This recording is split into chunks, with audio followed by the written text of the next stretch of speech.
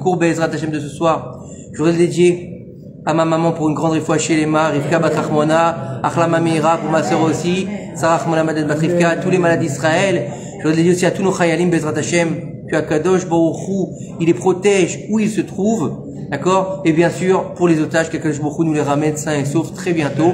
Amen. Et pour qu'Akadosh Baruch Hu nous sorte de cette situation dans laquelle on se trouve aujourd'hui, avant d'embrayer le cours, je voudrais faire un petit point avec vous. Je sais pas si vous avez un petit peu écouté les informations. Donc tout le monde est pris un petit peu par les Jeux Olympiques en ce moment. Et non, c'est le grand événement. C'est le grand événement. Je veux dire, même si on ne regarde pas, moi je regarde pas les Jeux Olympiques forcément. Mais c'est l'événement. Oui, mais on a un problème, c'est qu'on est avec les Jeux Olympiques pour savoir ce qui va se passer. Quand l'autre il lui tend la main, il répond pas. Voilà. Donc on n'est pas là-dedans. Mais ce que je voulais vous dire, écoutez-moi bien. On a commencé le cours, on est en direct. Amen.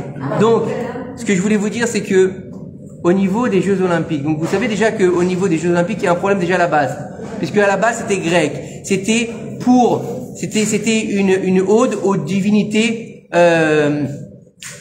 grecques. Donc déjà, le Rabbi Lubavitch Zichron Livracha, il disait, il ne faut pas avoir aucune part avec les Jeux Olympiques parce que c'est de la Vodazara, clairement, au niveau de la source. Ensuite, je sais pas si vous avez un peu suivi la cérémonie, du moins qui en est sorti, d'accord? Il y avait un veau d'or sur la tribune, un veau d'or. Et après, ils ont représenté la scène, d'accord? Avec que des travestis, des gens à moitié nus, etc. Peu importe, même une bacchanale si on veut. Ouais, voilà, ça représente bien le niveau où se trouve aujourd'hui la France. C'est un drame. Et on peut peut-être saluer l'événement artistique si on veut, je veux dire, il en faut pour tous les goûts. Non, ce que je veux dire c'est que aujourd'hui, c'est quand on voit ces allusions à la débauche, c'est tout ce qui est dans la Torah, c'est tout ce qui est dans la Torah. Quand je vous parle de ça, moi je vous parle de Torah, hein. D'accord? On les regarde alors bien sûr, je les regardais avec les yeux artistiques de mon côté peintre, on va dire, mais de l'autre côté aussi de mon côté rabbin, entre guillemets. Et si on veut comprendre un petit peu les choses, tout ce qu'on a vu là-dedans, mis à part les représentations, on va dire, artistiques, derrière ça, il y a énormément de clin d'œil à la Torah, un veau d'or sur la tribune. Les femmes sont des hommes, les hommes sont des femmes. La nudité dans tous les sens. La nourriture, regardez bien, la scène qui était représentée avec beaucoup de nourriture, l'opulence. Toutes les ta'avot de la France. Il faut savoir une chose, écoutez bien pourquoi je vous dis ça. Il faut savoir que, vous savez que chaque pays, il a un ange. Vous savez ça ou pas? Qui lui est dédié. Et le pays où il y a le plus de ta'avot, donc les ta'avot, c'est quoi? C'est les désirs primaires animaux. D'accord? Il est marqué comme ça, hein, c'est pas de moi. Nos sages nous disent que le pays où il y a le plus de ta'avot au monde, hein, au jour d'aujourd'hui, c'est la France. La France. Tout ce qui est... Si tu as vu l'Eurovision, à l'époque, quand on était jeune, on regardait ça, on était enfant et tout était visible. Cette année, moi, je suis tombée sur quelques trucs, j'étais horrifiée. Oui, non, ça c'est encore... Non, mais ça c'est... Ça on aurait dit des démons. On aurait dit des démons. À l'Eurovision, on aurait dit des démons qui sortaient de leur boîte de Pandore. Mais ce que je veux dire, c'est que... N'oubliez pas une chose. C'est que beaucoup de rabbinim nous disent que la Géoula viendra de la France. Et tout ce qui se passe en France aujourd'hui, c'est que l'éclatement de l'Europe. C'est-à-dire que ça descend, ça commence en Pologne, et ça descend vers la France. Et de là, il partira la Géoula, la Gola, la Géoula. N'oubliez pas une chose, c'est que tout ça, c'est pas simplement des micrés. C'est pas, oh, ils ont pas fait exprès, non. Il y a toute une symbolique derrière, il y a tout voulu. C'est pas normal qu'en 2024 de l'ère vulgaire, on nous mette un veau d'or. Et tout le monde connaît la symbolique du veau d'or. C'est pas normal que la France, qui est normalement le pays du bon goût, il était très dans le mauvais goût. Des femmes à tête coupée, des choses comme ça, sur des bâtiments, des bâtiments extraordinaires. On nous a mis des gens qui jouent du métal. C'est assez violent. Le masque est tombé. Une certaine violence, exactement. Le masque, il est tombé en France. Donc, ce que je veux vous dire par là, c'est que Baruch Hashem, ça veut dire que on est dans le bon chemin. C'est ça que je voulais vous dire. Mais en tout cas, regardez bien. Et Bezrat Hashem, qu'Akadosh Baruch Hu, il aide nos frères et nos sœurs de France à ouvrir les yeux sur la situation et de comprendre que, malheureusement, c'est vrai que c'est pas évident de faire son aliyah comme ça, mais que il vaut mieux qu'on la fasse soit même que, Chazvé Shalom, on soit poussé comme on a été au Maroc, en Tunisie, etc., en Afrique du Nord. Qu'Akadosh Baruch Hu, il protège nos frères et nos sœurs. D'accord? Le Rabbi de Lubavitch, encore une fois, il disait, à l'époque de la guerre du Golfe, hein, écoutez bien, pendant la guerre du Golfe, ils avaient peur, hein, c'était violent. Il disait, il n'y a pas d'endroit plus sûr pour un juif qu'en Eretz Israël. D'accord? Ça, c'était la petite parenthèse, juste pour commencer un petit peu, pour entrer un peu dans le bain. Maintenant, Il disait aussi que tout le monde ne devait pas être en Israël, excepté la Chine. à l'époque. Ils en parlent encore. Aujourd'hui, on est en Kibbutz Elaliot. Aujourd'hui, c'est le moment d'être là. Be'ezrat Hashem Yitbarach. Avant que les frontières soient fermées. Bref. Aujourd'hui, avant d'envoyer, il est où, aussi? J'ai eu un blackout, là. J'ai eu un blackout, excuse-moi. Avant de commencer le Midrash, bien sûr, comme on a l'habitude, comme on a pris depuis quelques semaines, de rentrer sur la vie de nos ancêtres, mais après les 5 livres de la Torah, on commence avec Yoshua bin Nun, bien sûr.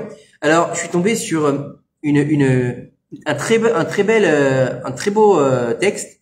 Je voulais partager avec vous. Alors, c'est dans le Betsur Yarum. Le Betsur Yarum, c'est une explication du Tanya, pour ceux qui ne le savent pas. Donc, c'est par rapport au Tanya, qui est le livre qu'a écrit le Admour Hazaken. Le Admour Hazaken, qui est le premier Rabbi de Lubavitch, on peut dire, si on veut. D'accord? Qui est l'élève du Maguide de Mézérich, qui était lui-même l'élève direct, qui a suivi le Baal Shem Tov. Donc, et le Rav Yoram Zichron Livracha, il a décidé de faire une étude sur le Tanya. Le Tanya, l'étudier comme ça, c'est bien, mais étudier dans l'intériorité, c'est un peu mieux. Et là, il nous dit quelque chose. Et vous allez comprendre, c'est très fort, c'est très violent. Et c'est pour ça que je voulais partager avec vous ce soir, parce que je pense qu'il est important des fois de se mettre face à sa réalité. Des fois, on n'a pas envie de l'écouter. Il y a des gens, ils aiment qu'on les brosse dans le sens du poil. Moi, j'aime pas ça, par contre.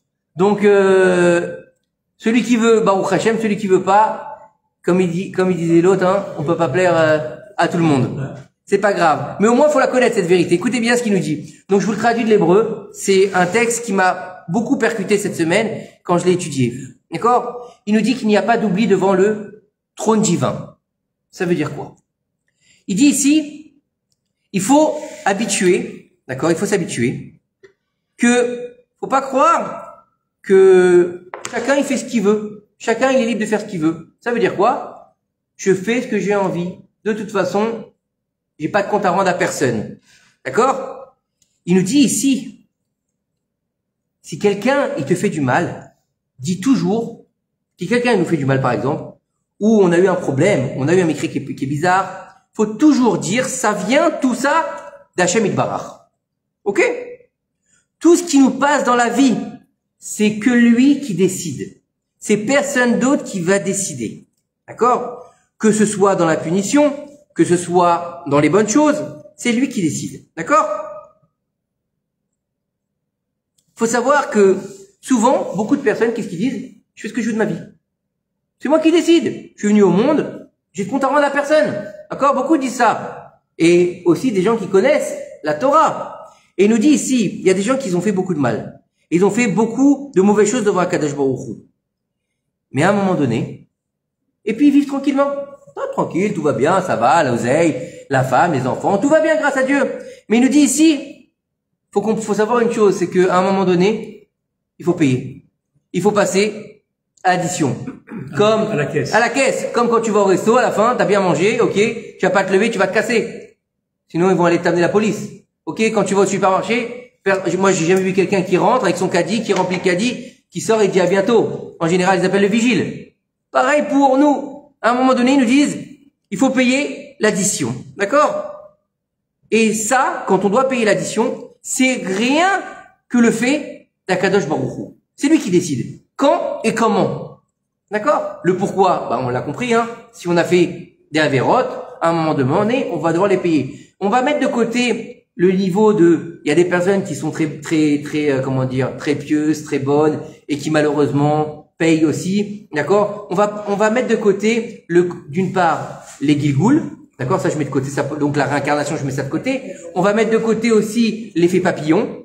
Parce que vous savez que quand Israël arrive, Zélazé, chacun de nous, il est responsable l'un de l'autre. Donc ça, on va mettre de côté. On va parler tout simplement individuellement aujourd'hui. D'accord? C'est vrai qu'en général, on parle du klal, mais aujourd'hui, on va parler du prat. D'accord? En général, on parle toujours du peuple. Aujourd'hui, on va un petit peu essayer de comprendre chacun à notre niveau. Essayer d'ouvrir les yeux par rapport à notre propre état. Parce que c'est ce que... Par exemple, un orphelin qui paye d'avance. Oui, malheureusement. Comme moi je m'étais offusqué, quand j'ai fait Teshuva, je me suis dit, j'étais très offusqué, je me suis dit, un bâtard. D'accord? Un enfant qui est né d'une relation illégitime. Il y a marqué dans la Torah, adultérine, excuse-moi. Cet enfant-là, il y a marqué dans la Torah, il ne rentrera jamais dans le clan d'Israël. Et qu'est-ce qu'il a fait? Lui, en soi, il y est pour rien, il a rien demandé, lui.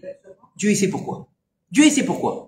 Il va peut-être mettre une échama particulière là, dans cet enfant qui doit faire un tikkun à son niveau, à sa mesure de mamzer. L'autre à sa mesure de roi, l'autre à sa mesure de Kohen, l'autre à sa mesure de Israël. On peut pas comprendre. Comme ils disent nos cousins, hein, les voix des seigneurs. Ouais.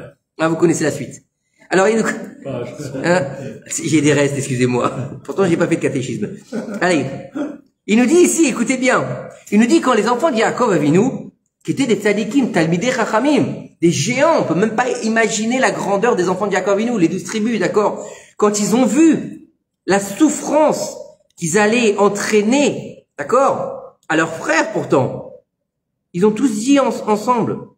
Ils ont tous dit ensemble.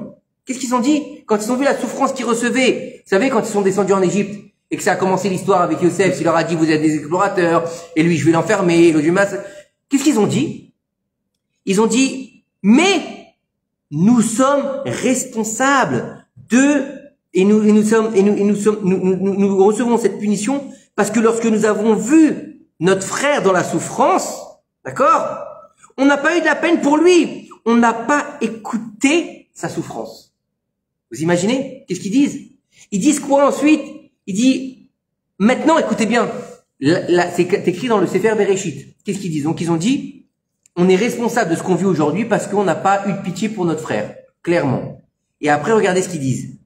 Arshav, maintenant, Hachem, il nous rend l'appareil. C'est-à-dire qu'ils comprennent tout de suite que ils sont punis, pas parce qu'ils ont fait quelque chose qu'il fallait pas.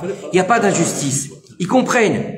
D'accord? Dans le même niveau qu'on n'a pas eu de savoir vivre avec notre frère et de pitié pour lui, eh ben, nous, on est comment dire? On est punis. Notre frère, on l'a pas écouté, nous non plus, on ne les écoute pas aujourd'hui. Bah oui, ils ont pas arrêté de lui dire à Yosef, mais on n'est pas des explorateurs, des espions. On est des frères, du même père, et l'autre il est parti, et l'autre il est mort.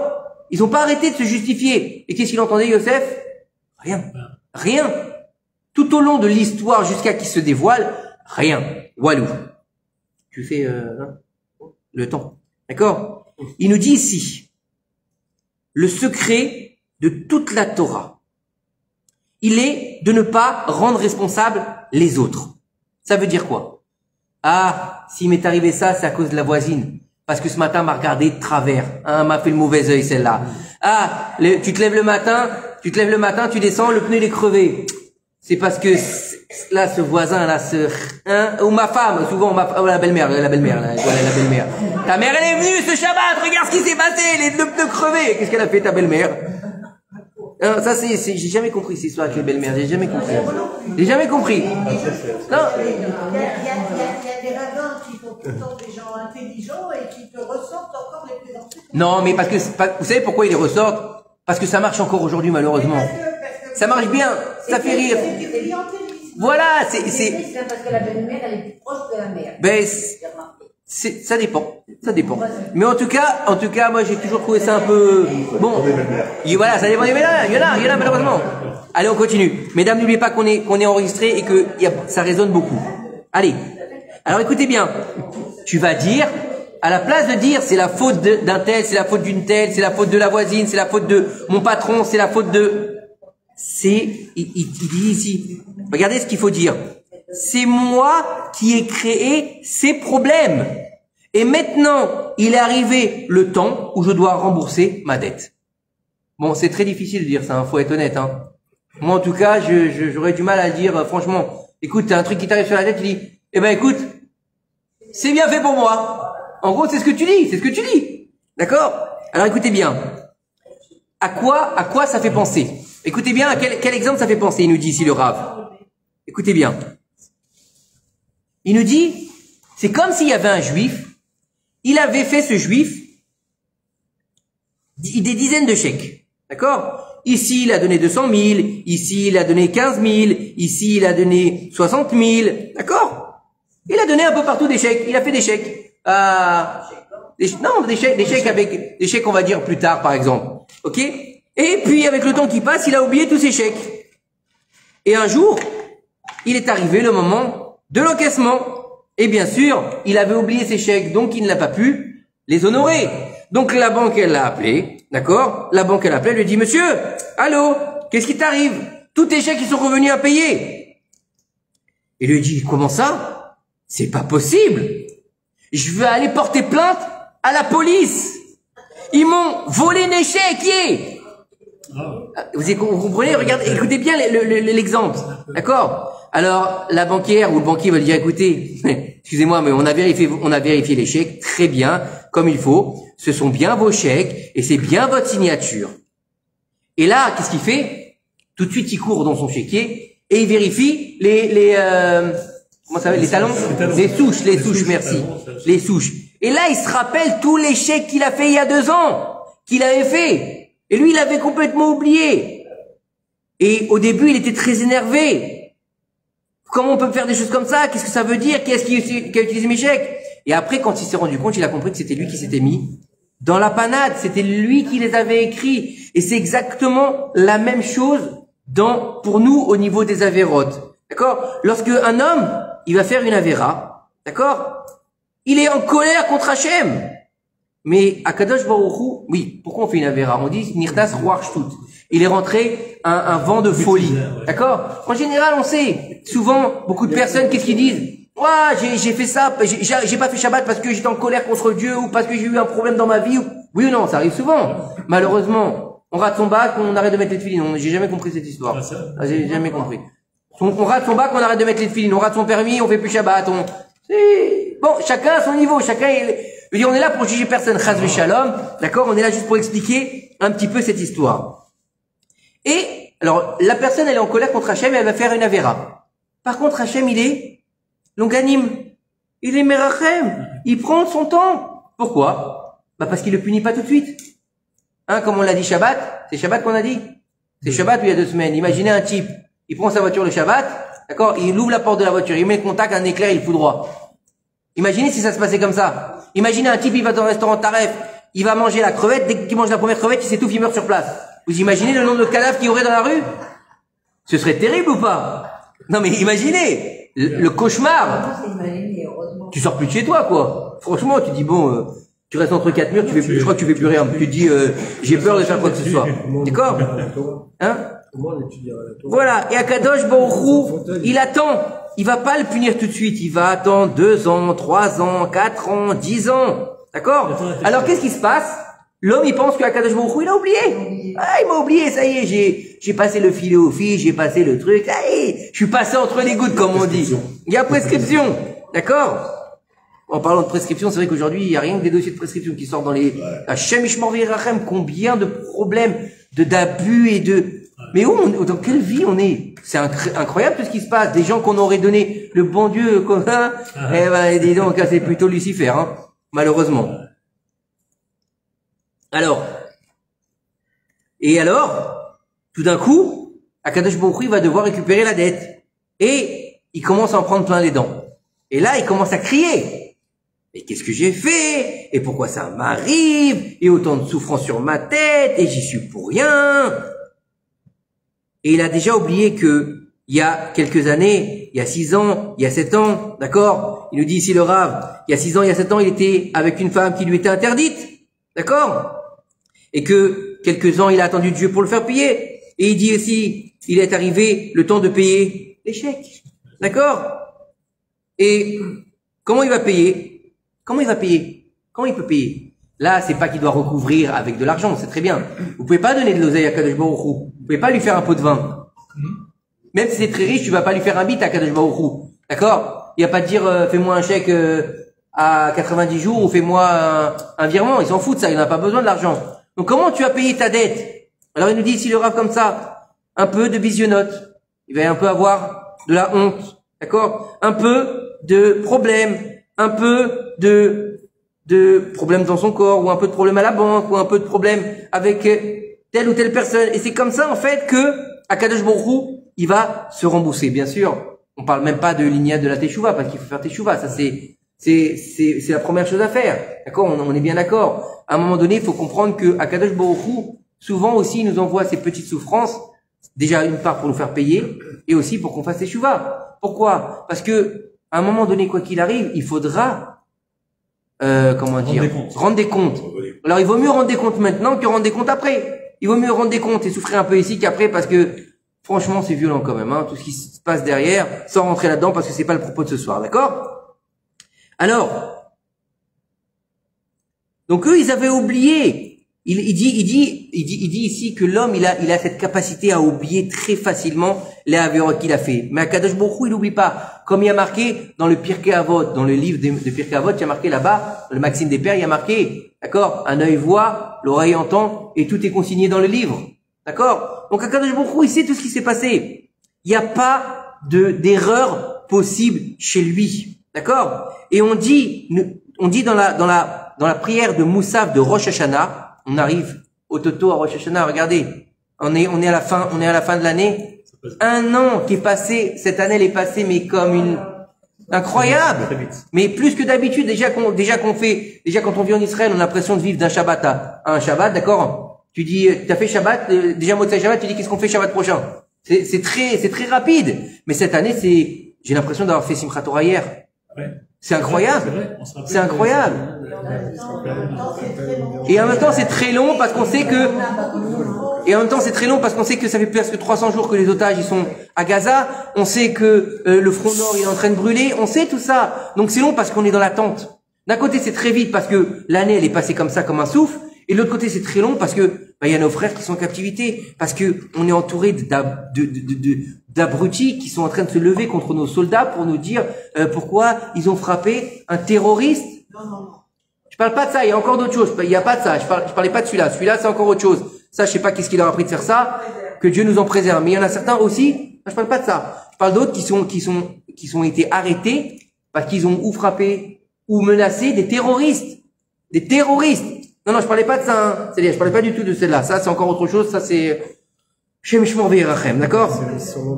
Il nous dit ici, dans la tefila de Moussaf de Rosh Hashanah. D'accord? Il nous dit, car il se rappelle de tout ce que tu as fait. Et il n'y a pas d'oubli devant le trône céleste. Chez Akadosh Baruch Hu, il n'y a pas moyen. Il perd pas la mémoire. Il n'y a pas d'Alzheimer. Il n'y a pas de trou de mémoire. Il n'y a pas de ça chez Dieu. Dieu, il se rappelle de tout. D'accord? Écoutez bien cette histoire qui est... Alors, il est magnanime ou il est rancunier? Non, il n'est pas rancunier. Il n'est pas rancunier, mais il est tzedek. Il est Dieu de justice. Imaginez s'il n'était pas juge comme il faut. Ben c'est pour ça quand il voit, il est émet, mais on a la chance que déjà il nous permet de faire teshuva, ça c'est une chose. N'oubliez pas que la teshuva a été créée avant le monde. Donc on a teshuva c'est déjà la réponse et c'est aussi un retour. Donc il nous donne la possibilité de faire teshuva. Ensuite, il nous permet aussi depuis nos patriarches de nous faire pardonner par les isurim, justement par les souffrances, certaines souffrances. Et aussi il y a certaines avérotes qui sont aussi aidés par la mort et d'autres par certaines choses. Mais en tout cas, il prend le temps, mais il faut payer. Et des fois, si on arrive à faire une teshuva be'ahava, on arrive à faire des choses, on peut transformer sa avérote en mitzvot. Mais encore une fois, après c'est encore un autre niveau, c'est encore une difficulté, c'est encore autre chose. On va parler un peu brutalement. T'es en minus, à un moment donné, il faut que tu rembourses. C'est normal. C'est comme ça que ça marche. Mais encore une fois, il prend le temps. C'est pas comme le banquier qui t'appelle toutes les 22 minutes. D'accord? Lui, il prend le temps. 10 ans, 20 ans, 30 ans. D'accord? Et si t'as fait tchouva, au lieu que la souffrance, elle soit grande, elle est petite. D'accord? Encore une fois, chacun à son niveau et on peut pas comprendre comment Dieu, comment dire, il gère le monde. Des fois, on a l'impression que c'est une petite mitzvah aux yeux d'Akadosh Baruch Hu, c'est énorme. Des fois, on a l'impression que c'est une grande mitzvah aux yeux d'Akadosh Baruch Hu, c'est tout petit. Des fois, c'est une toute petite avéra aux yeux d'Akadosh Baruch Hu, c'est un truc terrible. Et des fois, c'est une petite chose, et puis ça dépend du niveau. Ça dépend du niveau aussi. D'accord? Comme on dit, avec les tzadikim, il est, comment dire, il est rigoureux comme l'épaisseur d'un cheveu. Imaginez s'il était rigoureux avec nous comme l'épaisseur d'un cheveu, on serait dans la panade. Pas bois, mais c'est pas grave. Allez, on continue. Écoutez cette histoire qui va exactement, comment dire, une vraie histoire, une histoire vraie qui va nous faire comprendre ce qu'on vient de dire. Le frère du Rav Ovadia Yosef Zichrono Livracha, il est parti de ce monde 2 ans avant lui. Donc ça veut dire qu'il était assez âgé, hein, parce que le Rav Ovadia Yosef était déjà très âgé quand il est parti de ce monde. D'accord? Le frère de Rav Ovadia Yosef, lui aussi, c'était un Talmid Chacham Gadol. Il n'était pas au niveau de son frère, mais c'était un grand érudit en Torah. Baruch Hashem, d'accord? Écoutez bien. Avant, quelques temps avant de mourir, il a eu quelque chose qui a commencé à lui pousser dans la jambe. Comme une espèce de grosseur, de maladie, d'accord? Et puis plus ça allait, et plus ça lui attaquait la jambe. Donc je sais pas exactement qu'est-ce qu'il a eu, mais il a eu quelque chose qui lui rongeait le pied. Après ça, donc il était déjà âgé de 80 ans. Bien sûr, il a été voir tous les médecins, bien qu'ils soient très érudits, très religieux, il faut passer quand même par les lois de la nature, c'est normal. Bien sûr, Akadosh Baruch Hu fait ce qu'il fait, mais il faut quand même faire un minimum. Donc, bien sûr, il a été voir les médecins, il a été voir tout le monde qu'il fallait, et les médecins lui ont dit, il n'y a pas le choix. Il faut qu'on coupe. Il faut qu'on coupe votre jambe. À 80 ans. Ça doit être difficile. Bon, quoi qu'il arrive, à n'importe quel âge, ça doit être difficile. Mais, il était dans une grande souffrance. Qu'est-ce qu'il a fait? Il a dit, je vais aller voir mon frère. Je vais aller demander une bénédiction à mon frère. C'est le géant de la génération, c'est Rav Ovadia Yosef, c'est pas n'importe qui. C'est mon frère, je vais lui demander une bénédiction. N'oubliez pas, c'est le grand frère du Rav Ovadia Yosef, d'accord? Alors il nous dit ici, il a été lui demander conseil, il voulait une bracha de sa part. Le Rav Ovadia, quand il est arrivé, il lui a raconté son histoire, il l'a regardé dans les yeux, et il lui a dit, écoute mon frère, mon cher frère, est-ce que tu sais pourquoi ça t'est arrivé? Son frère, il lui a dit, la vérité, je sais pas. Mais les docteurs, ils disent que c'est un microbe, un virus, c'est quelque chose qui est rentré, qui a commencé à tout pourrir. Bon. Rav Ovadia, il lui dit, non mon frère. Il lui dit non. Ça, c'est ce qu'ils t'ont dit eux. Les médecins, donc c'est le niveau médical. Moi, je vais te dire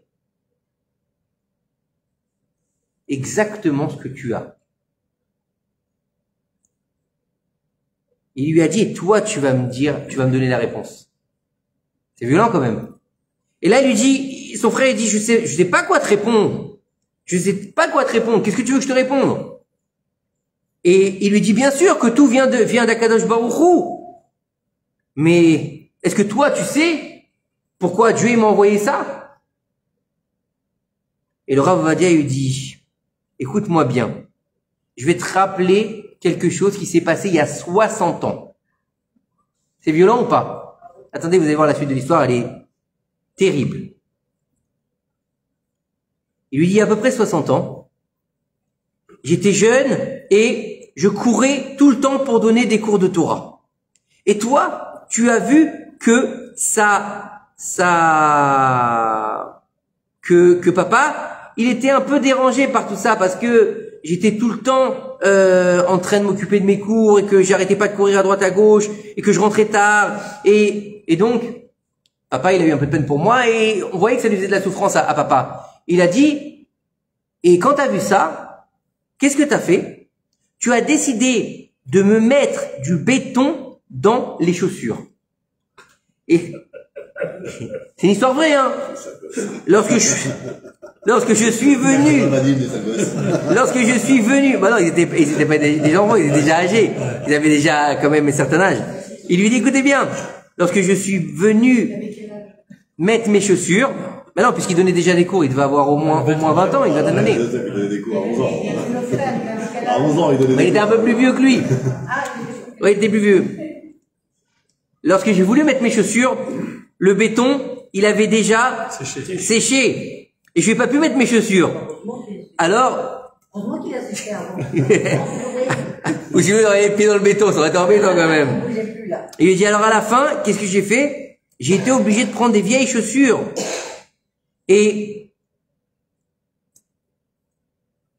il lui dit ici, Akadosh Baruch Hu, il t'a repoussé l'addition jusqu'à tes 60 ans, de 60 ans. Et maintenant, le paiement de ce que tu as fait par rapport à mes chaussures, c'est qu'ils veulent te couper la jambe. C'est dur ou pas? C'est dur ou pas? C'est violent, hein? C'est Rav du Yosef, il sait pas mentir, hein, n'oubliez pas. Mais attendez, c'est pas fini. Attendez! Je finis, 2 minutes. Écoutez bien ce qu'il lui dit. Il lui dit, mais maintenant, il lui dit, écoute bien, mon frère, maintenant que tu regrettes et que tu as fait une teshuva parfaite, une teshuva complète, pas que par rapport aux chaussures, tu as fait une teshuva parfaite, tu es devenu un Talmid Chacham.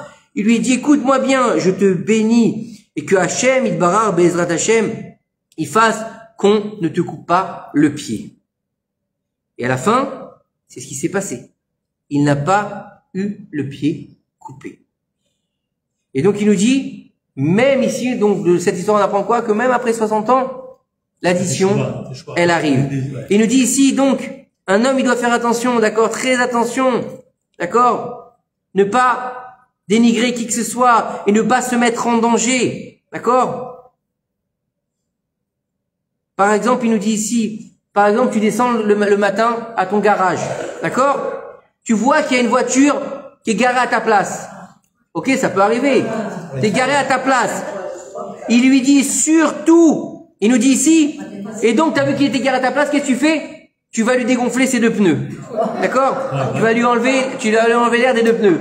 Et qu'est-ce que tu dis? Il avait qu'à pas se garer à ma place.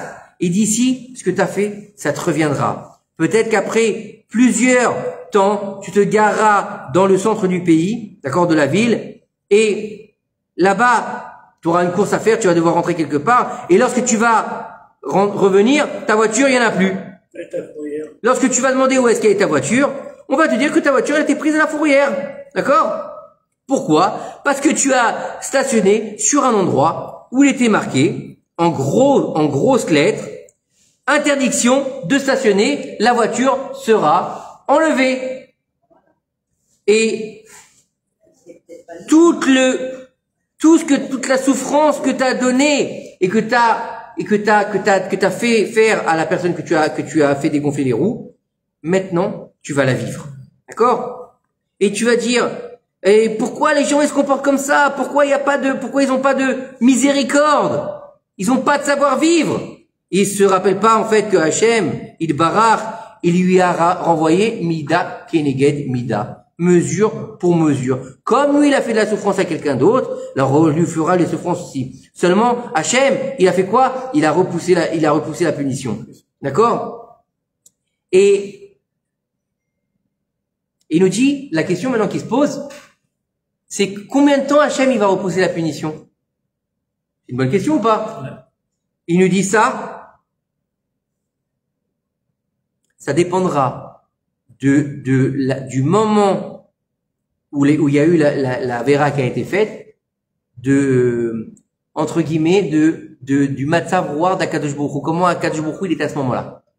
Ça veut dire, si à ce moment-là il était sur ton trône de miséricorde, t'as de la chance. S'il est en colère, entre guillemets, c'est mort. Clair. Voilà. Et donc, faut toujours se rappeler, d'accord, que chaque erreur, on la paye. On la payera. D'accord? Et on rappelle ça tous les jours dans la tfila de Harvit. Pardon, pas dans la tfila de Harvit de tous les jours, pardon. On rappelle cela dans la tfila de Harvit de Yom Kippour. Vayavohu yeme shilum. Et ils viendront les jours de paiement. Voilà. Nous, on retire les essuie-glaces en fait, à prendre votre place. C'est pas fini Par le siège, je sais. Non, on ouvre, aucun bord, c'est notre place. Ah, les ouvrir comme ça? Ouais, on les ouvre, voilà. Je sais pas, mais tu Et dis le lendemain, ils se mettent pas. mais tu dis un petit mot? Non, non, ça va très bien avec les machins. Je sais pas. Je suis pas prophète, je suis pas fils de prophète. Qui a Kadosh Baruch Hu nous prophète. Donc, et il nous dit ici, et à Rosh Hashanah, il y aura, il nous dit ici, et à Rosh Hashanah, on dit dans la prière du matin, et il y a le jour de jugement pour chacune de nos actions. C'est vrai que c'est dur à entendre, c'est vrai que ça fait un peu flipper entre guillemets, mais c'est vrai que souvent on arrive au Yamim Noraim, comment dire, les jours redoutables, les 3 semaines entre Rosh Hashanah et Sukkot, qui équivaut aux 3 semaines qu'on est en train de passer, vous savez ça ou pas? Comme on va passer ces 3 semaines, on passera les 3 semaines. Si tu fais la teshuva, ta teshuva sera acceptée pendant 3 semaines. C'est un moment de teshuva énorme, les 3 semaines qu'on est en train de passer. Malgré l'adversité, il faut faire teshuva. Pourquoi? Parce qu'il y a un moment donné, on va être jugé sur toutes nos actions. Alors c'est vrai que cette année, elle a été particulière l'année, mais ça n'empêchera pas. Elle est pas finie. Et ça n'empêchera pas non plus à Kadosh Baruch Hu de nous juger. Parce que malgré tout, Baruch Hashem, il y a eu des choses extraordinaires qui ont été faites. Extraordinaires. Malgré l'adversité, malgré les problèmes de chacun d'entre nous, il y a eu des gens qui se sont levés pour aller des Chayalim et qui continuent bien sûr. L'agriculture aussi, hein. Oui, vous me laissez pas finir. L'agriculture, les Chayalim, d'aller leur acheter des vêtements, d'aller même aider les familles qui étaient dans le besoin, des colis, de leur préparer des Shabbatot, de leur trouver des maisons. Un élan extraordinaire. Bonsoir. Un élan extraordinaire. Baruch Hashem. Donc il y a eu des très belles choses. D'accord? Des Chayalim qui ont fait des tchouva extraordinaires. Des gens qui étaient à la Nova, qui ont ouvert les yeux. Malheureusement, qui ont dû ouvrir les yeux comme ça. Mais qu'on fait un Kiddush Hashem extraordinaire. Et Baruch Hashem, il y a eu un élan de chesed qui a, moi je pense, qui a vibré dans tout le Ham Israël. Et un élan d'amour aussi. Et je pense que il y a eu beaucoup de gens aussi, pas forcément je parle pas de religieux, hein. Je parle pas de religion. Non. Écoutez bien ce que je voulais dire. Je pense qu'il y a eu un éveil de la conscience de notre place en tant que juif. Je parle pas de religion. Je parle pas de dire à partir d'identité, voilà, d'identité très forte, mais une identité, je dirais pas religieuse parce que j'aime pas ce terme-là, mais une identité comment? Collective, mais plus, c'est-à-dire que divine. Divine, c'est ça que je veux dire. C'est-à-dire que c'est pas t'es juif parce que t'habites en Israël ou parce que tu manges un shawarma ou parce que t'as été à rue des Rosiers. Non, je parlais pas de ça. C'est-à-dire que c'est même les gens qui sont pas forcément religieux. Je parle pas de ça encore une fois. C'est plus une question de religion. C'est une question, je pense que la racine de notre âme, elle s'est éveillée quelque part et elle commence à vibrer quel que soit notre niveau de religion. Elle en avait besoin. Et je pense qu'aujourd'hui, elle est en train de briller d'un éclat extraordinaire. Et c'est pour ça que ça fait très peur. Parce que cette lumière, elle aveugle les nations du monde. Et on est en train de prendre notre place et revenir à notre place d'Israël, en tant qu'Israël, en tant que Neshama collective. Et ça, c'est dur pour les nations du monde. Mais à côté de ça, ils vont comprendre qu'est-ce que le Hémet. C'est ça. Exactement. Donc écoutez bien, il faut comprendre tout ça que le plus important pour pouvoir être sauvé de cette édition, c'est de faire teshuva et d'étudier la Torah. D'accord? Parce que on va avoir la possibilité, grâce à cela, peut-être de réduire la sentence. On doit payer. Mais c'est vrai que, qu'est-ce qui est plus facile? De payer avec une petite gifle ou de payer avec un an d'emprisonnement? Qu'est-ce qu'on préfère? Et on te dit, tu étais au jugement, on te dit, écoutez, vous allez prendre une bonne grosse gifle, hein, comme à l'ancienne, comme à l'ancienne, ou bien vous faites un an de prison. Je pense que la plupart des gens, ils vont dire, je te tends même la deuxième si tu veux. D'accord? Oui ou non? Donc, c'est pareil. Comment? Fallait bien au moins vous écoutez, ça prouve. Donc, c'est important. Donc, écoutez bien, si quelque chose nous arrive, arrêtons de mettre la faute sur les autres, arrêtons de dire c'est la faute de la voisine, c'est la faute de la hiéranara. Même si ça existe, faut arrêter. C'est très facile de dire c'est la faute de l'autre, c'est la faute de ci, c'est la faute de ça, c'est la faute du même chala. Oui, il y a des choses qui se passent. mais on est responsable de nos actes. Et c'est pour ça que je voulais partager ça avec vous, parce que je pense que dans cette période dans laquelle on est, les 3 semaines d'entre 17 Tammuz et Tisha B'Av, si on doit avoir un éveil de Teshuvah. Pourquoi? Parce que, encore une fois, nos sages nous disent, toute génération qui n'a pas vu le temple reconstruit, c'est comme s'il avait lui-même détruit. C'est violent ou pas? C'est violent, très violent. Mais c'est pas de moi. Donc ça veut dire quoi? Ça veut dire que si on n'a pas encore vu jusqu'à aujourd'hui, le temple reconstruit, que le premier temple il a été détruit, et qu'au bout de 70 ans ils sont revenus, ça veut dire qu'ils avaient réparé les 3 fautes capitales, l'idolâtrie, la débauche et le meurtre. Et nous ça fait 2000 ans. 2000 ans qu'on n'a pas réparé le moti shemra et le comment dire, les mauvaises paroles et le lashon hara. Ça veut dire que le lashon hara il est aussi grave que les 3 fautes capitales. Vous vous rendez compte? On n'a pas réussi encore à le réparer. La sinatrina, la haine gratuite, qu'est-ce qu'on attend pour la réparer? Donc encore une fois, de comprendre que si on veut réparer tout ça, si on veut y arriver, si on veut comment dire, changer, il y a qu'un chemin. Il y a qu'un chemin. Et je pense que si vous êtes là ce soir, c'est que vous l'avez compris. C'est la Torah. Il y a rien d'autre. Parce qu'on a beau chercher toutes les sciences. On a beau regarder partout. D'accord? Autour de nous. C'est vrai que le juif est très curieux. Le juif est très très curieux, dans le bon sens comme dans le mauvais sens. Voilà. Et souvent, malheureusement, ce qu'il a, c'est que quand il va chercher à l'extérieur de la Torah, il va très loin, en général. Il va jusqu'au bout des choses. Le juif, il sait pas faire les choses à moitié. Il aime bien aller jusqu'au bout des choses. C'est une qualité comme c'est un défaut. Mais on a beau tourner en rond, on a beau tourner, on peut faire ce qu'on veut. On reviendra toujours à notre source. Et notre source, c'est ça. Istakel beoraita ou bara alma. Il a regardé Oraïta, dans la lumière divine, c'est-à-dire la Torah, il a créé le monde. Donc on pourra faire ce qu'on voudra. On pourra toujours essayer de ressembler aux nations du monde. Jamais on sera pareil. Vous avez vu ce Kiddush Hashem extraordinaire? Je trouve ça magnifique. Vous êtes aux Jeux Olympiques, hein? Non, aux Jeux Olympiques. Aux Jeux Olympiques. Non, écoute bien, aux Jeux Olympiques. Vous savez, les athlètes, ça j'ai trouvé que c'était fabuleux comme Kiddush Hashem. Les athlètes, ils mangent tous dans un grand réfectoire. Vendredi soir, ils étaient tous debout en train de chanter Shalom Aleichem. Alors, ils étaient religieux, pas religieux, on s'en fout parce qu'il y en avait qui filmaient.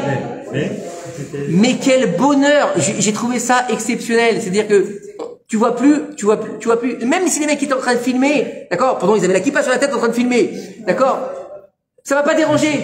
Non, c'est-à-dire que ça va pas déranger. Ce Shalom Aleichem au vu des nations du monde qui les entouraient, et juste à côté d'eux, il y avait l'Égypte. Il y avait l'Égypte qui faisait une tête, on aurait dit qu'il allait mourir sur place. Mais c'est exceptionnel. Mais comment on peut faire ça? Si c'est pas la Neshama qui parle, c'est quoi? Si c'est pas notre lumière interne, c'est quoi? Et pourquoi ils ont fait la prière dans les gens, dans le parc de la Maison Blanche, hein? Qui? Nos dirigeants. Baruch Hashem, ils ont même mis une mezouza à la porte du dortoir des athlètes israéliens. C'est magnifique. Donc regardez, pourtant les athlètes sont pas forcément religieux. Non, c'est leur âme, c'est leur neshama qui parle. Et pour moi, ça, c'est la plus grande preuve du réveil du peuple d'Israël. C'est-à-dire que aujourd'hui, faut arrêter les religieux, les pas religieux. On tape. Franchement, excusez-moi. On est dans un état de réveil, de neshama collective. Et c'est ça le plus beau. Ça commence à brûler, et à grandir. C'est exceptionnel. Et ça, pour moi, ça s'appelle Ahavat Chinam. C'est ça l'amour gratuit. Et pour moi, je pense que c'est ça le remède à la sinatrinam. C'est-à-dire qu'aujourd'hui, quand on voit ce qui se passe dans le monde, quand on voit nos athlètes aux Jeux Olympiques, oh, moi, ça me parle pas, ok, d'accord. Mais je suis fier quand je les vois faire un Shalom Aleichem comme ça. Quand je vois que bien qu'on veuille pas lui serrer la main, il reste digne. Vous les avez pas beaucoup, les athlètes. Non, c'est pas grave. Quand j'entends que je sais pas qui, il a pas voulu lui serrer la main, d'accord? Il reste digne, l'athlète israélien. Et ben, ça, c'est un Kiddush Hashem. C'est un Kiddush Hashem. D'accord? Quand nos soldats, ils rentrent chez eux, quand nos soldats, que Dieu les protège, ils rentrent chez eux, ils ont vu des atrocités, des horreurs. Et ils disent à leur père, à leur mère, qu'ils les ont pas vus depuis des mois. J'y retourne. C'est des giborim. Et ils ont pas forcément une grande barbe, une grande kippa. On s'en fout. C'est des giborim, ces gens-là. C'est des tzadikim. L'asiatique aussi. Quel asiatique? L'asiatique qui est venu en Israël, Ah, qui a fait l'armée, qui est décédé. on peut venir leur faire. Ben c'est pareil, c'est des tzadikim, tout cela, c'est des tzadikim. Encore une fois, aujourd'hui, faut pas simplement dire, il y a un clivage dans le peuple d'Israël. Non, le peuple d'Israël, il est un. Echad ou Shmo Echad, c'est la même chose. À partir du moment où on est un, on peut dire que son nom est un. Ça veut dire qu'on devient les prophètes pour déclarer l'unité du divin. C'est tout, c'est ça qu'on est en train de faire. Et c'est ça qu'on est en train de vivre. C'est très difficile. Pourquoi vous croyez que c'est si difficile? Pourquoi vous croyez qu'on est acculé dans tous les sens que ce soit au niveau national, que ce soit à l'extérieur, que ce soit avec nous-mêmes, d'accord? Aujourd'hui, dans nos maisons, dans nos familles, au niveau financier, au niveau de la santé. Pourquoi? Mais parce que le Yetzer Hara, il veut pas que ça arrive. Il veut pas. Il a peur. Parce qu'il sait que c'est sa fin. Échec et mat. Donc il joue son va-tout. Il sort toutes les forces de l'impureté au maximum. On n'a jamais vu autant de saleté, on n'a jamais vu autant de débauche, on n'a jamais eu autant de facilité pour entrer dans des choses dégoûtantes. Jamais! On n'a jamais vu ça. On n'a jamais vu qu'on fait des applications pour les couples mariés. D'accord? Vous savez ça? Aujourd'hui, il y a des applications que pour les gens qui sont mariés. D'accord? Des rencontres entre personnes qui sont mariées. Juste pour le plaisir. C'est pas débile? C'est n'importe quoi. Donc ça veut dire qu'aujourd'hui on est arrivé au maximum de la débauche. On est arrivé au maximum du mensonge. Aujourd'hui, les journalistes, c'est plus des journalistes. Ils savent déjà ce qu'ils vont dire d'avance. Ils ont plus d'éthique. C'est tout. Donc aujourd'hui c'est comme ça. On vit dans le monde du mensonge. Et n'oubliez pas une chose. Et ça a toujours marché comme ça. Et tout ça a été retourné d'un coup. Tout se passe comme ça. Ça se passe très vite. Et regardez ce qu'ils disent nos Chachamim. Ils disent à chaque fois qu'une nation, elle doit faire du mal à Israël, avant qu'elle fasse du mal à Israël, d'accord, qu'elle va faire du mal à Israël ou il y a un problème, elle va toujours être grandie par Akadosh Baruch Hu. Regardez Aman. Aman, par exemple. D'accord? C'était quoi Aman à la base? C'était un coiffeur. C'était un clochard, Aman. Vous saviez ou pas ça? C'était un coiffeur, c'était un clochard, c'était un tocard. Tout le monde lui crachait dessus, Aman. Il est devenu le premier ministre, le plus haut de tous les ministres. Pourquoi? Pour que la chute elle soit plus grande. Bah oui, imaginez, un clochard qui va se lever contre le peuple, qui va essayer de les tuer, qu'est-ce que ça fait? Rien. Par contre, un premier ministre, dans sa décadence, qui chute, aux yeux du monde, c'est quoi? C'est énorme. Regardez les nations autour de nous, ça monte, ça monte, ça monte, ça monte. La chute sera encore plus grande.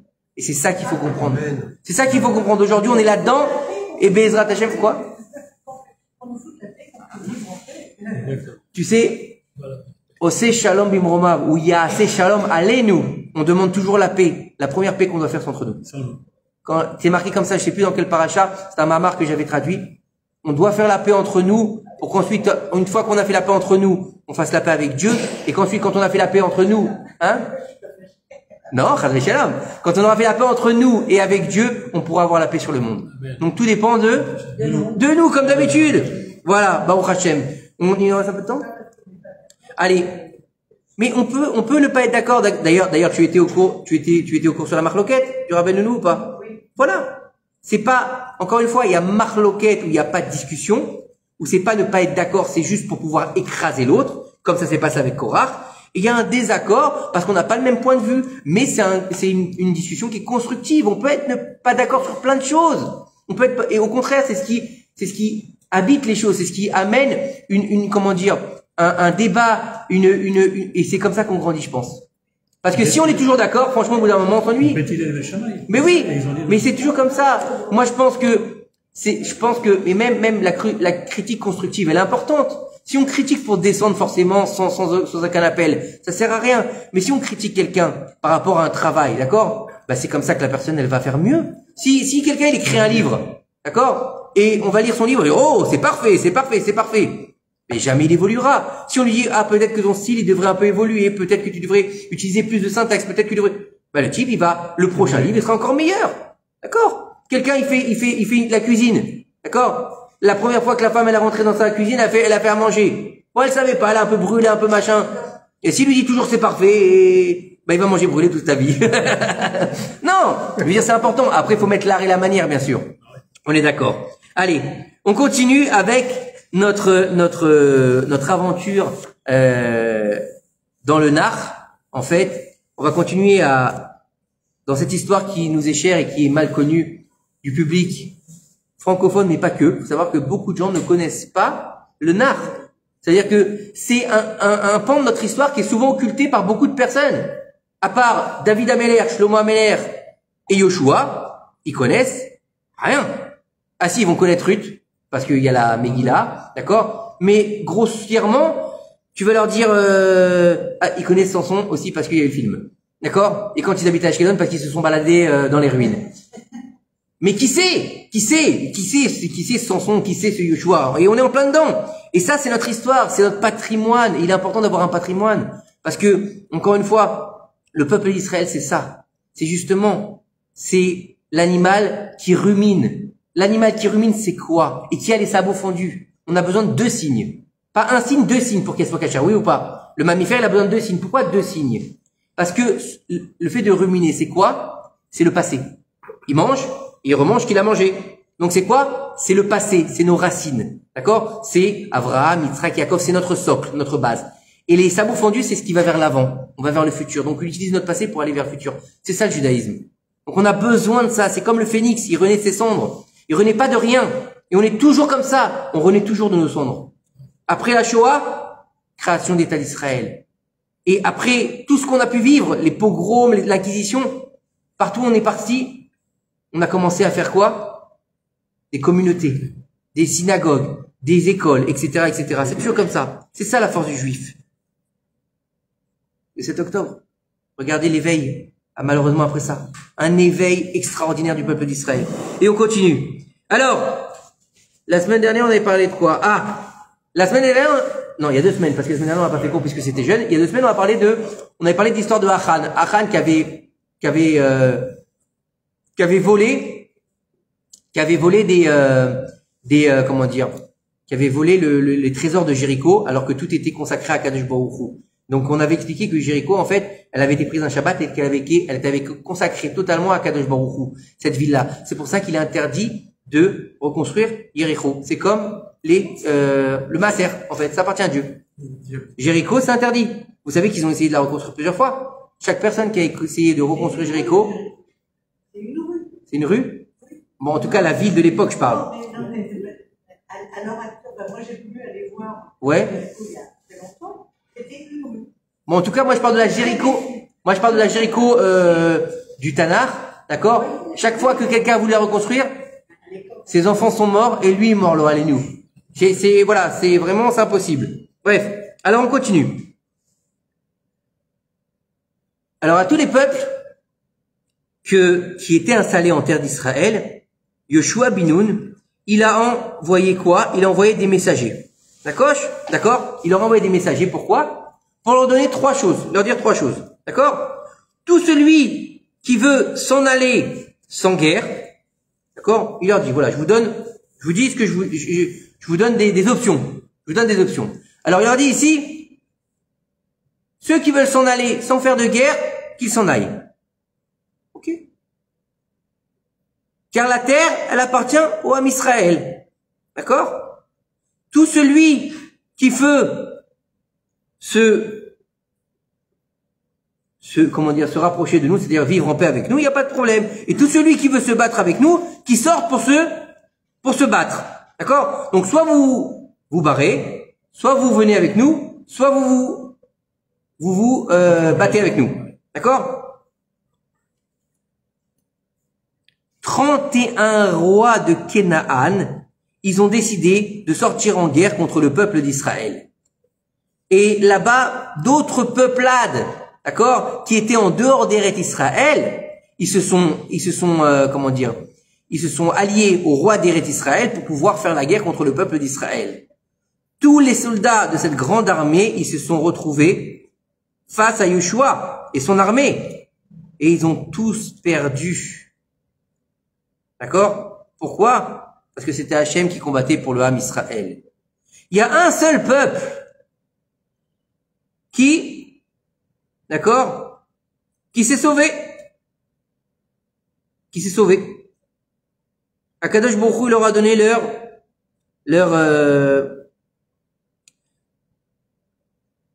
il leur a donné de leurs mains une grande contrée, une grande terre, d'accord, c'était les Girgashi. Les Girgashi ont préféré se sauver et Dieu leur a donné l'Afrique. Comme ça, il dit ici le Midrash. L'Afrique. Africa Shema, d'accord? Entre les gens qui sont battus contre le peuple d'Israël, il y avait des gens qu'on appelait les Givonim. Pendant le combat, ils ont vu qu'ils prenaient une tannée. Donc, ils ont décidé de faire la paix avec les enfants d'Israël. Mais, pas sincèrement et pas correctement. Qu'est-ce qu'ils ont fait? D'accord? Ils ont mis des vieux habits, des chaussures un peu trouées, d'accord? Ils ont mis du sable sur eux, d'accord? Ils ont pris du pain sec dans leurs affaires.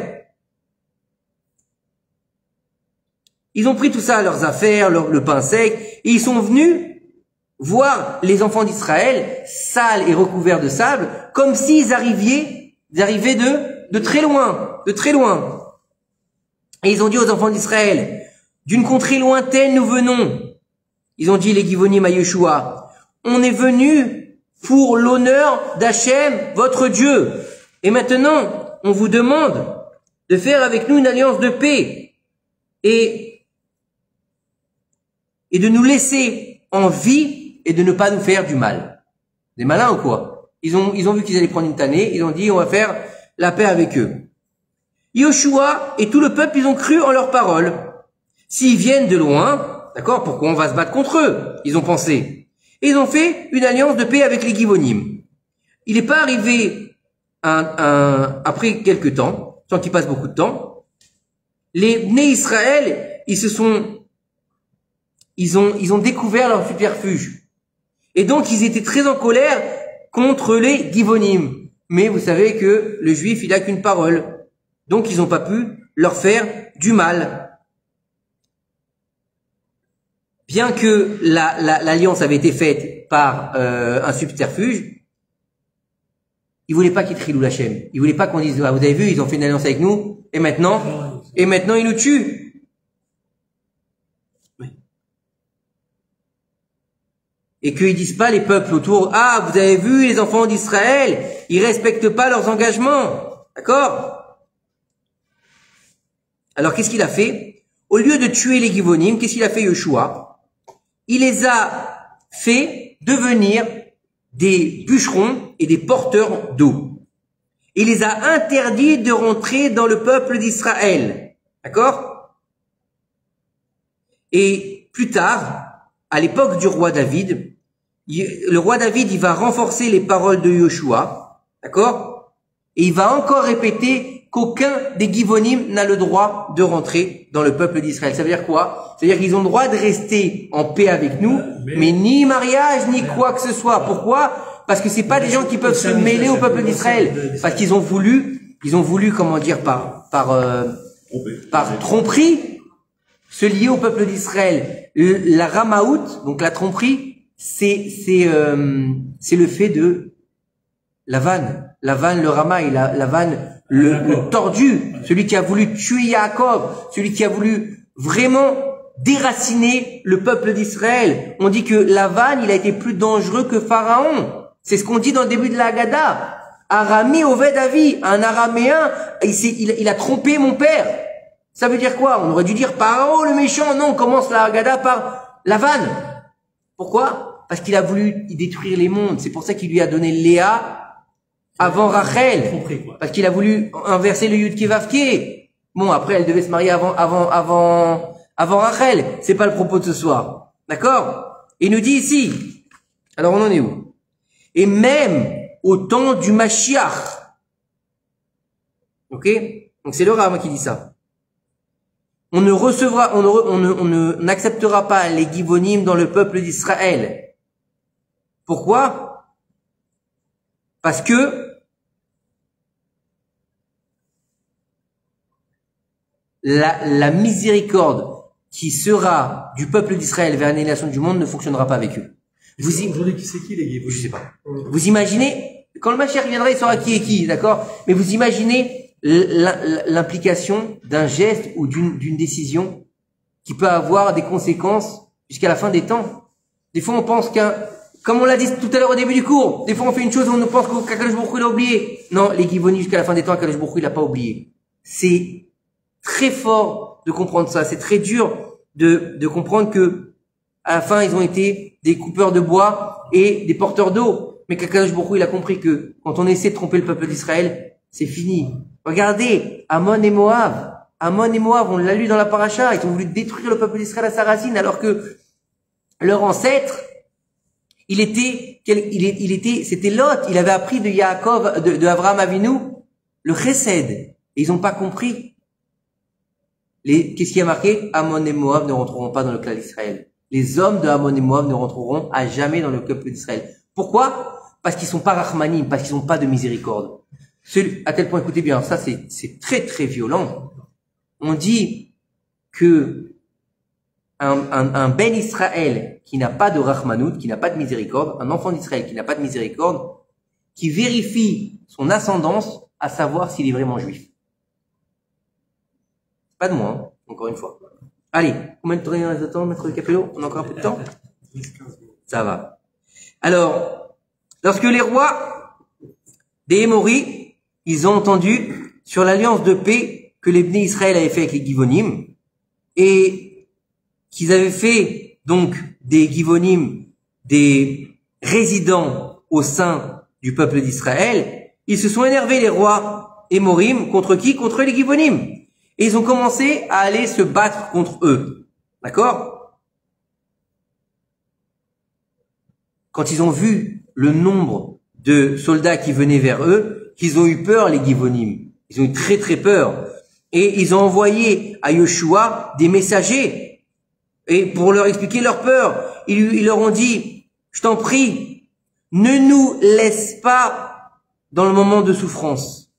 Yoshua, monte avec nous, car ils sont venus vers nous, les rois des Hémorim, pour se battre contre nous. Lorsque Yoshua Binoun, il a entendu la demande d'aide des Givonim, il s'est dit quelque chose. Est-ce que ça vaut le coup de mettre en danger le peuple d'Israël pour les Givonim qui sont des convertis sans être des convertis? C'est un peu compliqué. Alors, il savait pas quoi faire.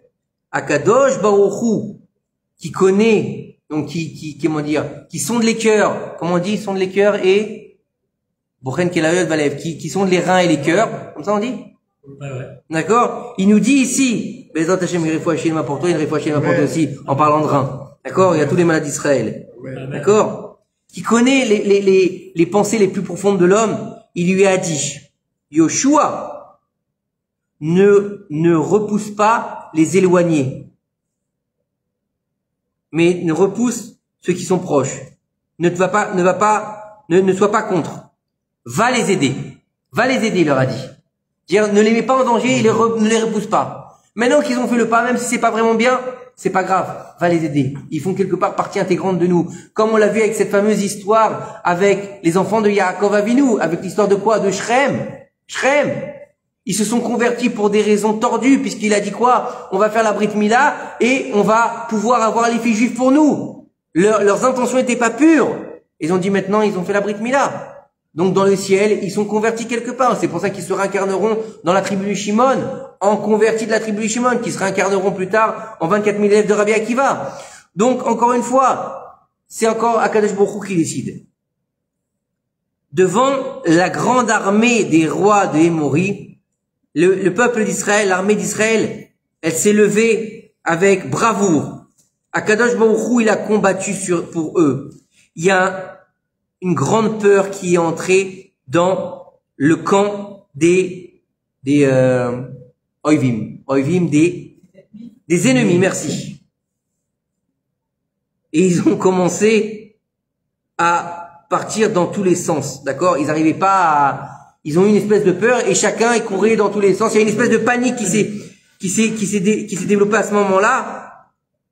Et Akadosh Baruch Hu, il a fait un grand miracle. À ce moment-là, de grandes pierres sont tombées du ciel sur les Hémorim, d'accord?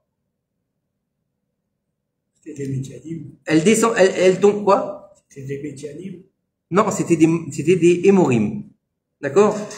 Ça descendait avec des éclairs, ça descendait en plus de ça, les grosses pierres, avec le barad, donc avec la grêle de Mitzraïm. D'accord? Donc il y a ces grosses pierres-là, c'est quoi? C'est la suite de la plaie de la grêle de l'Égypte. C'est beau ou pas? Il y a énormément de gens qui sont morts par rapport à cette grêle. Encore plus de gens qui sont morts par la grêle que par l'épée. Et les autres, ils se sont sauvés pour pas être tués. Voilà. D'accord? Le même jour, c'était veille de Shabbat. Et la guerre n'était pas encore finie. Yoshua, il avait peur. Il est rentré dans un questionnement. N'oubliez pas que Yoshua, c'est le nouveau roi d'Israël, c'est celui qui prend la suite de Moshe Rabbeinu. Mais là, on n'est pas dans le même contexte. Moshe, on est dans le désert. Moshe, on vit un peu dans les miracles. Même beaucoup même. On vit dans les miracles total.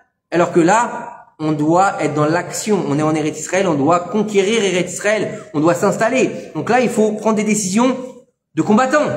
Yoshua, il est en pleine guerre. Donc il se dit, il a un problème. Est-ce que la guerre, elle va se finir avant l'entrée du Shabbat? Et si on continue à faire la guerre pendant Shabbat, eh ben, il y aura Chilul Shabbat. Et qu'est-ce qui se fait? Qu'est-ce qui se passait? Les sorciers des nations du monde, d'accord? Ils faisaient de la sorcellerie, d'accord? Pour pas que les Bnei Israël, ils puissent réussir à gagner. D'accord?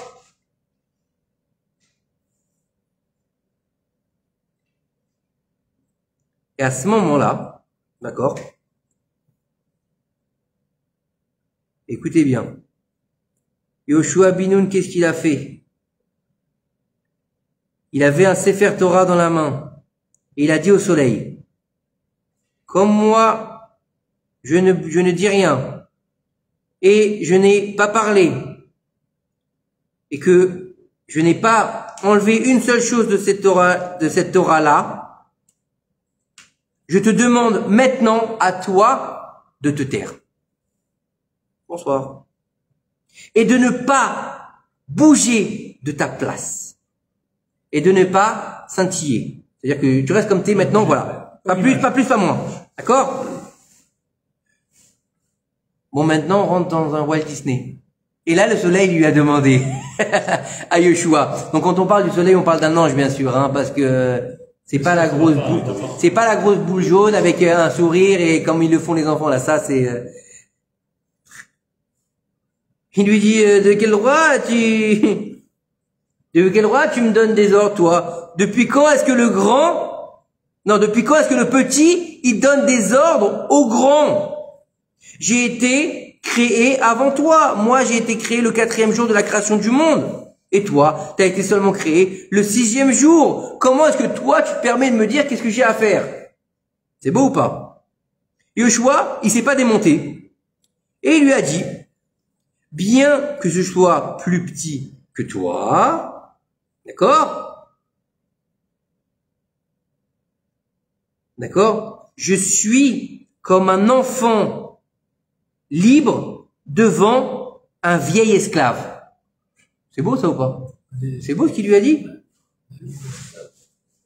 Et donc, d'accord? Est-ce qu'il n'y a pas marqué que le ciel et la terre, ils ont été faits pour Abraham? D'accord? Et si tu n'as pas été mis comme un esclave devant Yosef, là le soleil lui a dit, mais si je fais ce que tu m'as dit, qui est-ce qui va dire mon chant devant Dieu? D'accord? Qui est-ce qui va donner des louanges à Hachem Itbarach? D'accord? Et regardez ce qu'il lui dit Yoshua Binoun, quand même, moi je trouve que c'est balèze. Il lui a dit, t'inquiète pas, Baba, c'est moi. C'est moi qui vais faire ça à ta place. Je ferai un chant devant Akadosh Baruch Hu. Il lui a dit, je te promets que je le ferai à ta place. À ce moment-là, le soleil, il s'est arrêté.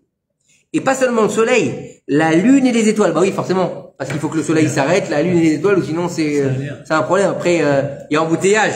D'accord? Et ils n'ont pas bougé pendant 36 heures jusqu'à Motsaï Shabbat. Et c'est à ce moment-là que les enfants d'Israël, ils ont fini la guerre. Ce miracle-là, il a été le 6e des 7 miracles qui a été fait depuis la création du monde, depuis qu'a été créé le ciel et la terre. Il monte le soleil et la lune et les étoiles pour illuminer le monde. Chacun en son temps et chacun il prend sa place et son rôle à son moment, jusqu'à ce que vienne Yeshua bin Nun et il lui dit, maintenant tu t'arrêtes. Et le soleil est resté au milieu du ciel, et toutes les nations du monde, quand ça arrivait à leurs oreilles, ils étaient BLM, c'est-à-dire qu'ils ont été complètement abasourdis, exactement. Car une chose pareille, elle avait jamais été entendue dans le monde entier. Ça veut dire quoi? Ça veut dire que, comment? Il a arrêté la nature. Il a arrêté la nature. Ça veut dire quoi? Ça veut dire quelque chose. Ça, c'est le secret du peuple d'Israël. Mamash, c'est le secret du peuple d'Israël. Je voudrais dédier aussi ce cours, Bezrat Hashem, pour la Refoua Shelema de ma belle-sœur, Hélène, Chana, Bat Sylvie Sarah, qui a accouché la semaine dernière. Bezrat Hashem, une grande Refoua Shelema. Hier, ils ont fait la Brit Mila, donc aussi une grande Refoua Shelema pour le bébé. Il s'appelle David, Baruch Hashem.